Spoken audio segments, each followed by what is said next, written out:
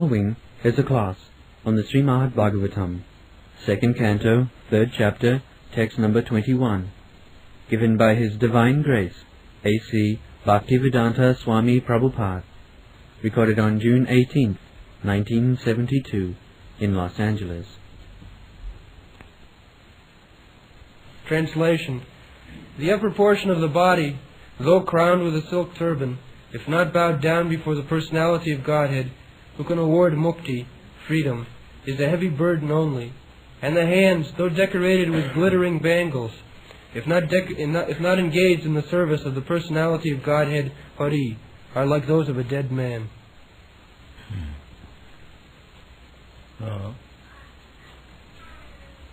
Bhara Param Patrak Kirita Jista, silk turban with pearl, what is called, decoration, bedecked with pearl. These are the signs of king. It's like we decorate Krishna with turban, bedecked with jewels.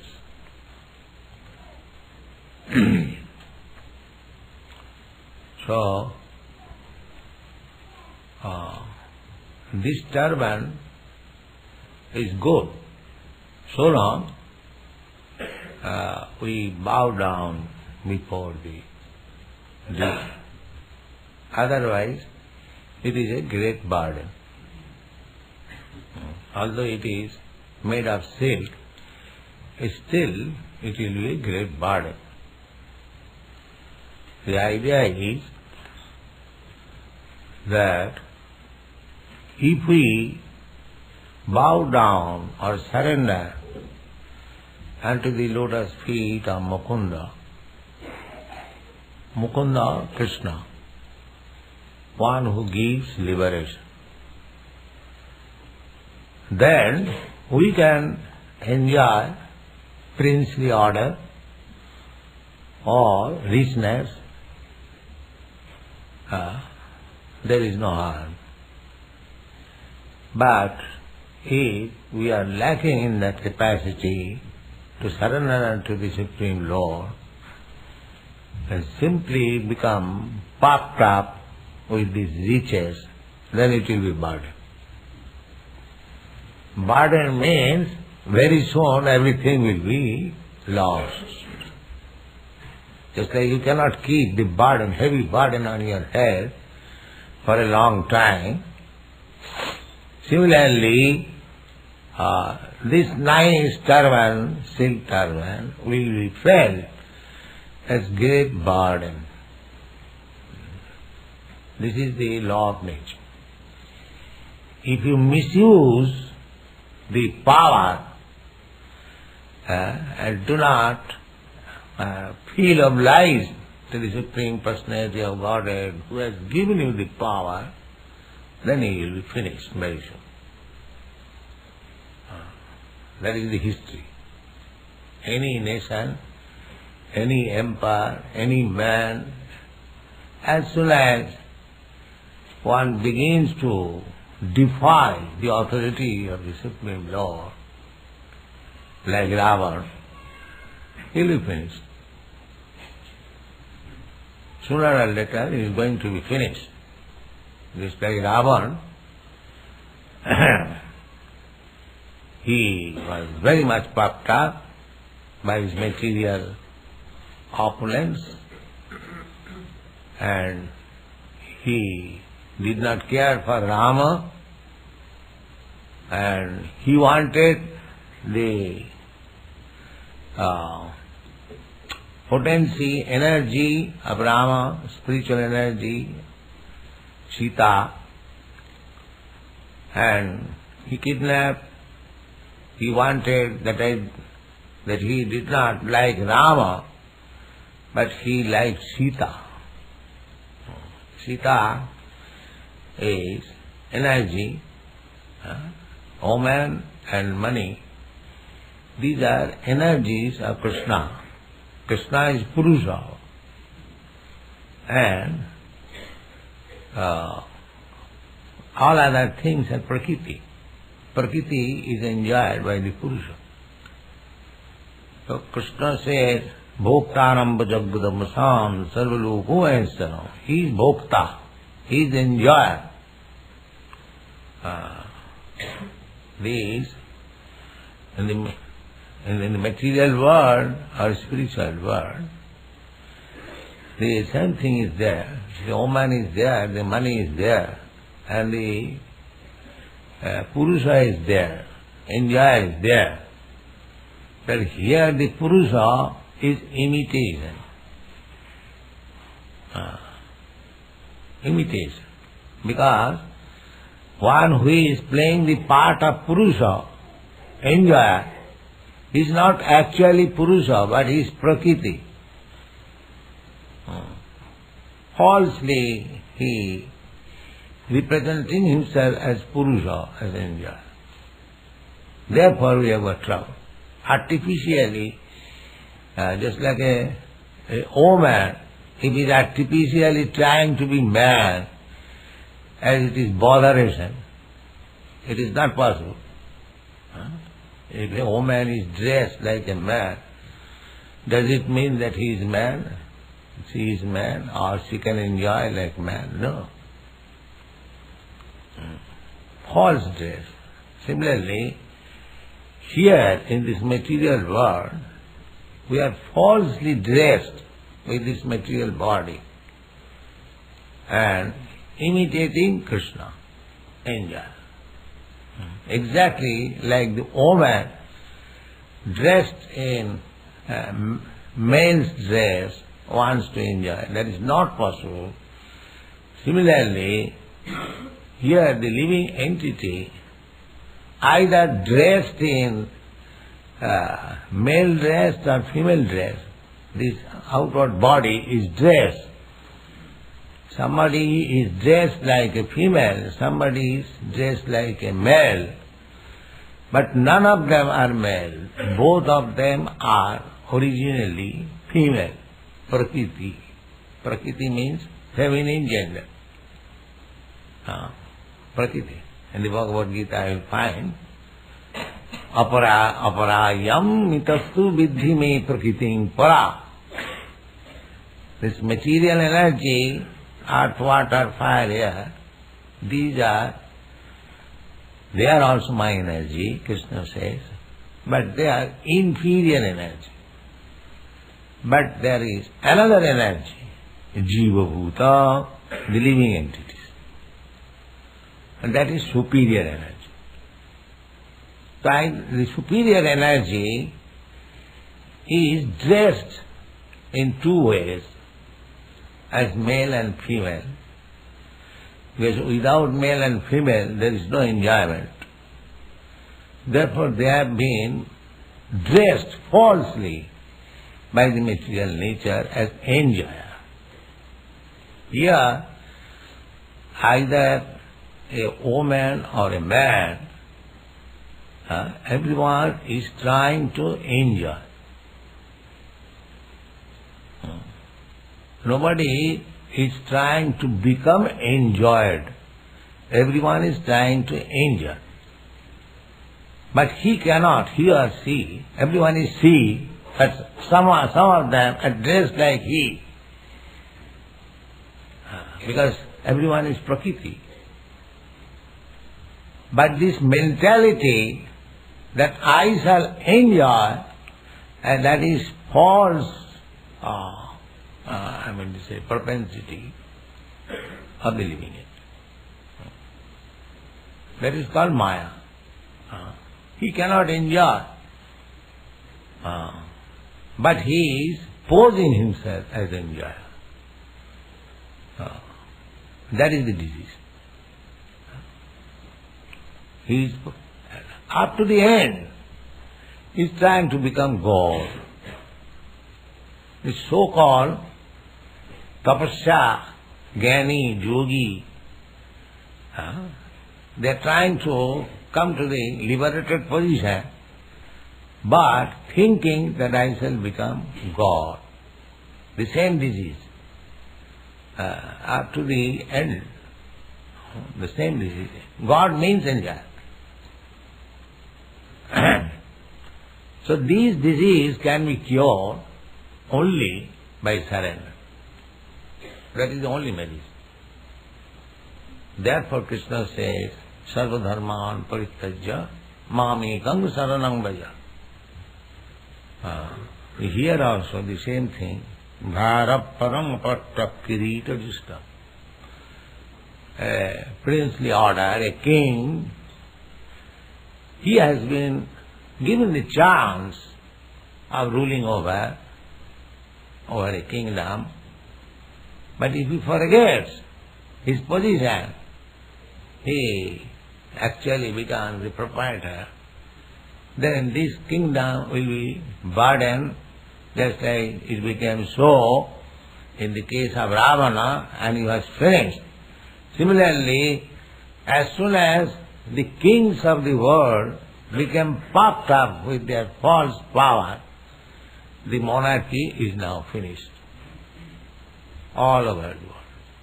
Otherwise, say 500 years ago, all over the world, there were kings, monarchical government.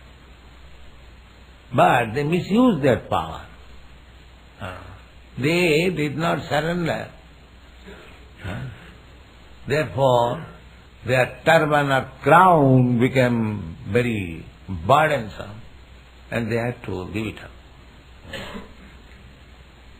And still, in some countries, the so-called king or queen are existing, and they have no power. It is simply a show bottle. They have lost their power. So, we should be very much careful. Not become puffed up by a princely order, turban, but we must know that this opulence, this kingdom, this power, anyone who has got some power, he must know that this power is given by Krishna and to me to execute his will, not my sense gratification. Otherwise it will be burdened and he will be finished. This is law of the world. Nobody can become the enjoyer. The only enjoyer is God. And if we want to enjoy falsely, then we will be in trouble. Similarly, those who are rich have got ornaments, bangles. If the hand is not engaged in the service of the Lord, therefore we should always engage our hands. Not only hands, legs, eyes, everything should be engaged in Krishna's service. Either you wipe the floor of the temple, or you type, or anything, or you do something. Hands must be engaged for the service of the Lord. Similarly, legs should be engaged also for the service of the Lord. The legs can be engaged. If you are living in a distant place, engage your legs to come here. That is the engagement of the legs. Eyes should be engaged to see very beautiful deity, well decorated. Then you will feel satisfaction. Otherwise your eyes will draw you to see something nonsense beautiful. So, all our senses should be engaged. Then there is no Maya. And if you have got good engagement, then there is no scope for wrong engagement. The wrong engagement is Maya, and good engagement is Krishna. So try to engage yourself always in Krishna's service, and Maya will not be able to touch you. Savai mana Krishna padaravindaye. If you engage your tongue for talking about Krishna, to taste Krishna prasadam, then there will be no scope of your tongue for being engaged in nonsense talking or going to restaurant and take nonsense food. The Mayavadi philosophy is to stop by force, to make it zero. My senses are giving me trouble to pluck out the eyeballs. This is their trick. That is not possible. Because we are living entity, we have got all our senses. Then because we have got senses, therefore we are living. A dead stone has no senses. So that is the distinction between living entity and matter. But the so-called rascal philosophers, scientists, they do not know this distinction. Still they philosophize, they theorize. They think that the dead stone and the human being or living entity is the same. That is their fault. The living entity is a different entity. It is not dead stone. Therefore it is called superior energy. It has got will. It has got little independence. Therefore he is selecting different types of bodies for enjoyment. So the modern material scientists, so-called scientists, actually they are fools and rascals, as it is mentioned in the Bhagavatam. Saeva Gokhara. Why big scientists and philosophers have been described in the Bhagavatam as fools and rascals? Because Jasatma Buddhi Kunapeti Dhatuki. Because they consider this body is self. That is their fault. That is their ignorance. The Darwin's theory, this theory, that theory, simply they are bewildered, thinking this body is the self. The body is developing evolution. No. So, all our senses should be engaged in the service of the Lord. That is perfection. It is indirectly being said in these verses that if our senses are not engaged in the service of the Lord, then it is dead. Savo karuno kruti sapajam. Just like a dead man, he has got his legs and hands, but he cannot employ it for his service. He is now flat. Actually it is flat, but because within the body there is the soul, we return as a servant of Krishna. If he does not come to the Krishna consciousness platform and does not engage himself in the service of the Lord, then his hands, legs, head, everything is dead body. The decoration of dead body. This is the conclusion. Now go on. As stated here and before, there are three kinds of devotees of the Lord. The first class devotee does not see at all anyone who is not in the service of the Lord. But the second class devotee makes distinctions between devotees and non-devotees. The second class devotees are therefore meant for preaching work, and as referred to in the above verse, they must loudly preach the glories of the Lord. The second class devotee accepts disciples from the section of third class devotees, or non-devotees. Sometimes the first-class devotees also come down to the category of the second-class devotee for preaching work. But the common man who is expected to become at least a third-class devotee is advised herein to visit the temple of the Lord and bow down before the deity, even though he may be a very rich man, or even a king with a silk turban or crown. The Lord is the Lord of everyone, including the great kings and emperors. And as such, rich men in the estimation of mundane people must therefore make a point to visit the temple of Lord Sri Krishna and regularly bow down before the deity. Yes, this bow down, even the children, they are imitating bowing down, but it has got the effect. Not that the children, they have no seriousness about it.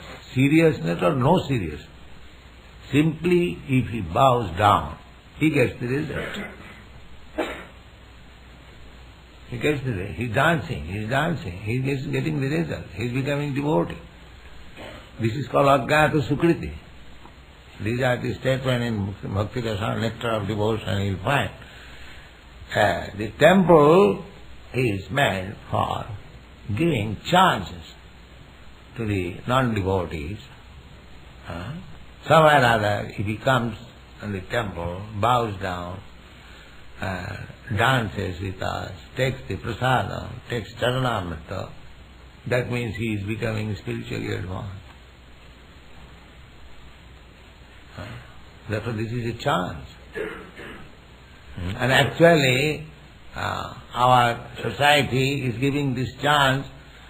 In the beginning, they come as an inquisitive visitor, then dances, then chants, then take prasadam, and after a week he becomes saved. This is the process. Association of the devotee coming to the temple will give him impetus to make further progress.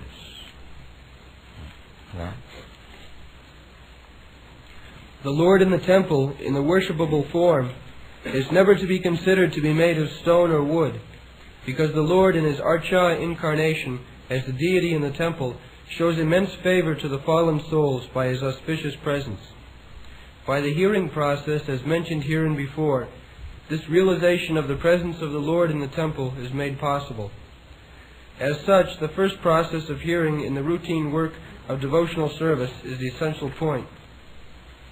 Hearing by all classes of devotees from the authentic sources like Bhagavad Gita and Srimad Bhagavatam is essential.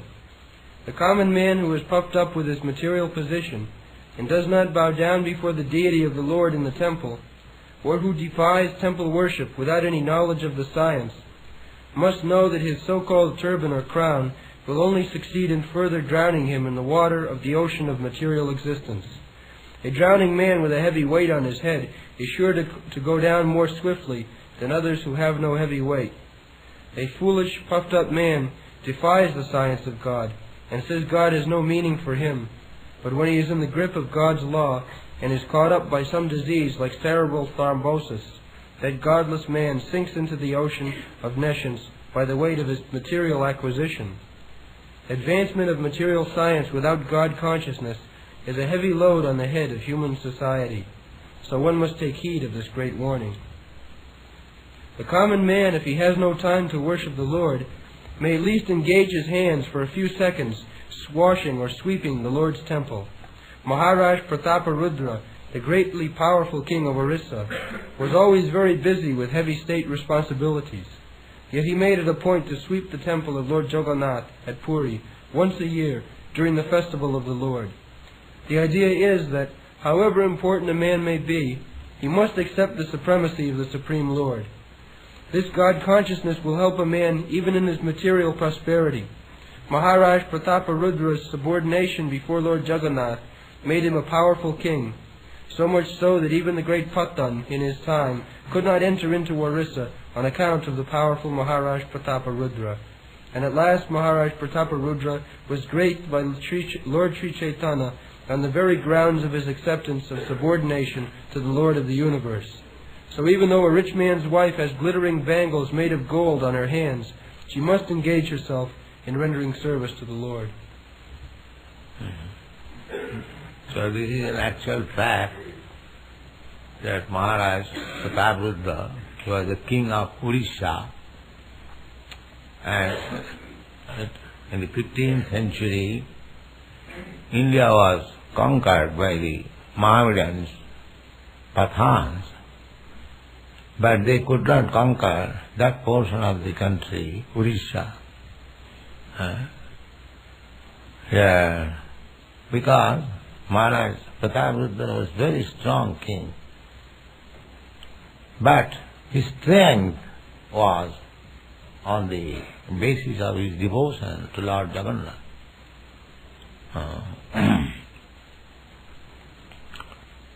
So, even if we want to enjoy the material world, the devotee does not want to enjoy, but Krishna keeps his devotee in all comfortable situations. There is no question about it. So we should not desire separately for material comfort. We should simply depend on Krishna and be satisfied. In whatever condition he keeps, be satisfied. Then he will look after whether you are comfortable or uncomfortable. If you try yourself independently to become comfortable, that is Maya. You cannot be controlled. Otherwise, you see, everyone is trying to be comfortable in this material world. Do you think that everyone is comfortable? Who is trying for discomfort? No, nobody is trying. Everyone is trying to be very happy. By why there are so many discrepancies? Somebody is very poor, somebody is very rich, somebody is in the middle. That means there is superior supervision. If you simply try to become rich, that is not possible. That was Shastra says, intelligent man, they should not bother about this so-called happiness and distress of the world. Tassaiva hi ta prajati ta kovida nalabhati jad brahmatam uparjadha tallabhati dukkha vadannata sukham kalena sarvatra gavina ranghasa. Distress and happiness, they are already destined according to our body. We have discussed this point. Take for example, you American boys and girls, you have got a body by your previous activities. So, your standard of living is better than other countries. So, actually I see that even if you go outside your country, your standard of living is maintained. Because you have got already the body. Just like a hog. A hog, if he changes his country or position, if he is taken to heavenly planet, then what will be? He will try to find out where he stood. Because the body is hog's body. Similarly, an Indian, because he has got Indian body, even if he goes to America, he will try for spiritual upliftment. That is the nature. A tiger, if you take the civilized human society, he will try to hunt. They do not understand that by superior management, every living entity has been offered a different type of body for material distress and happiness. Everyone. It is not possible to change. Therefore, if we are intelligent enough we should know that my distress and happiness in this material world is already fixed up. Because I have got a particular type of body. Then when it is fixed up, then why I shall waste my time for so-called distress and happiness? When it is fixed up. Just like you are running in a train, you have already purchased a ticket for third class. Then how you can run on the first class? That is not possible. If you want to run on the first class compartment, you must purchase a ticket. Similarly, we have already purchased a ticket according to our body. Therefore, Shastra says that don't bother about the so-called distress and happiness. They are already fixed up. If you have got some energy, please utilize it how to develop in Krishna consciousness. Don't spoil your energy for so-called distress and happiness. That is mistake. But the modern civilization is so foolish, they are simply trying for bodily distress and happiness and spoiling the energy which he could utilize for understanding God. This is the defect of modern civilization.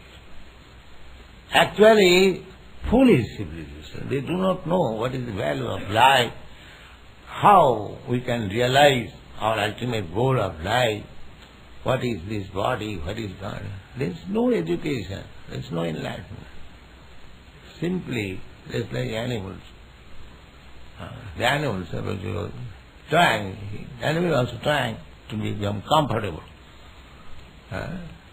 But it is not possible because he is animal.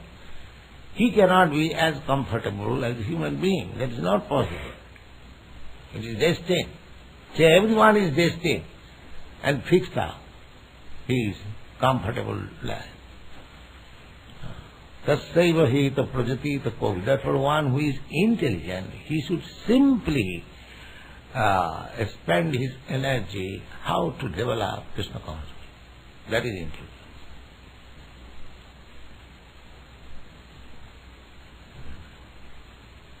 All right, thank you.